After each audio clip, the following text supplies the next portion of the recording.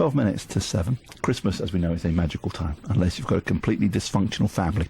Alan Ayckbourn's Season's Greetings features a mad uncle, this sounds like my family, a mad uncle, a drunk sister-in-law, a failed doctor who performs puppet shows for family children, a lonely sister, and a couple of friends who are clearly going through a bad patch in their marriage.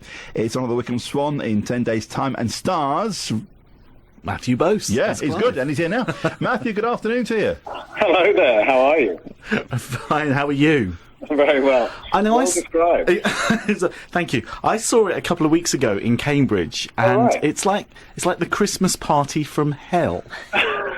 I think everyone's going to recognise something when they come to it. I think some people laugh, thinking, oh, that's happening to other people, but other people are quiet and make sort of noises when they realise, oh, that happened to us. And then they make mental notes and make sure it doesn't happen this year. Well, and the interesting thing I suppose from your character's point of view is he comes in right at the end of the first act, right? And everybody else is kind of related.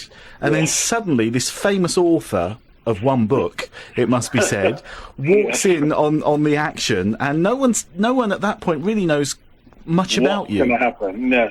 Well, it's sort of the enigmatic stranger that comes into the mix. I mean, you could ask, why is Clive there in the first place? Does he know where else to go? Well, clearly not. But so he gets invited, and he's catalytic, really, to set off all of these repressed things that clearly every year have been going on. There's Uncle Bernard's puppet show, and there's the sort of simmering unrest in the main marriage, and all of these things going on. And then Clive walks in, and, well, I suppose he doesn't mean to. Well, I would say that, of course, I would defend him. But he sets off, triggers all of this thing, and as you say, it is quite nightmarish. Well, the ladies fall for him big time. Well, can you blame them? Oh, I see. I see what you mean. Well, Clive, is a very calming character. I think they do. Yes, all of them. Even Phyllis has a go. Yes, she's the drunk one. If you're wondering, but working alongside Glynis Barber and a lot of what we see you on stage, it's with Glynis must be great, because there seems to be a very good chemistry between the two of you. Well, we knew each other a bit from before, because Glynis was on Emmerdale for a while. She played DCI who investigated the Tom King. Can I just interrupt there, Mathew? Yeah. I've got to play a bit of this, and can I ask you to say hello to all the Emmerdale fans who, once they found out you were coming on, have been following us on Twitter and want you to say hello. Hello, you are the best in the world. Harmony has been restored. Oh, memories. Now, according to something I read, which I thought was interesting, you're in Emmerdale for 5 years, and obviously you ended up behind the bar. But at the time you didn't like beer. Now you've got your own pub. I know, can you believe? I've gone in a very short time, full circle. Well, I'd never drank beer ever before, and then I worked, and I had to be taught how to pour the perfect pint, perfect Yorkshire pint, I might add. And so having done that was all great, and then I thought, well, what am I going to do now for a while? And then this opportunity came up. I've ended up behind the bar, so now I own a bar, really, a pub in Burley and Wharfdale, which is fantastic. I really, really love it. In fact, we've been on a cast outing there today. For those that tweet and follow, they'll have seen the pictures. My friend lives just round the corner from there. Oh, really? Addingham. Oh, in Addingham, yeah, the famous police at Addingham. Very nice. We are one of our big rivals. So we're a big food destination. We're very pleased with our food and pleased with ourselves, clearly. And you have a link to Hertfordshire, to Cheshunt. You're the patron of the Scratching Post. That's right, yes. I've got, because when they used to be Enfield Way and all sorts of places, and my mother got me involved, actually, because she's rescued various cats from there.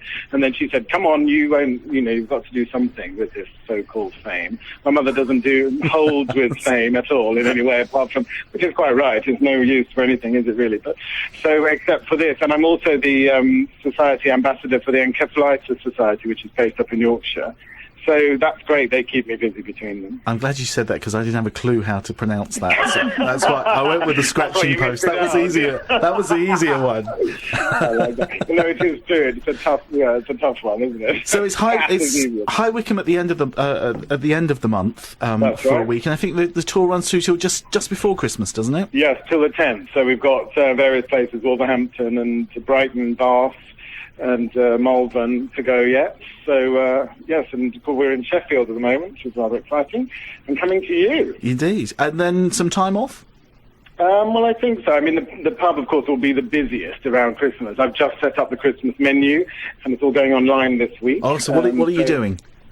Well, it's we're having a special during the whole month where we do sort of more traditional things. But we're going for it. It's quite an extensive and rather elaborate menu, which we don't normally go for because our food is quite basic. So if it's very complicated, I'll have to just point you to the website, and you can have a look and see and book and come and see us.